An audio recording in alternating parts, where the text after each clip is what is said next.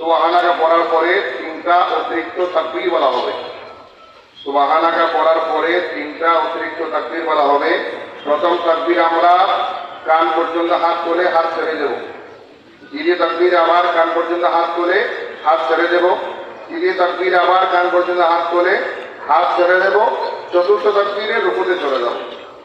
রুকুতে গিয়ে আবার কিয়াম করে দুই সিজদা আদায় করে দ্বিতীয় রাকাতে আমরা যখন উঠবো প্রথমে সূরা ফাতিহা তেলাওয়াত করা হবে। এরপরে রুকুতে যাওয়ার আগে তিনটা তাকবীর বলা হবে অতিরিক্ত। তাও আবার কান পর্যন্ত হাত তুলে আমরা হাত ছেড়ে দেব। দ্বিতীয় তাকবীরে কান পর্যন্ত হাত তুলে হাত ছেড়ে দেব। তৃতীয় তাকবীরে কান পর্যন্ত হাত তুলে হাত ছেড়ে দেব।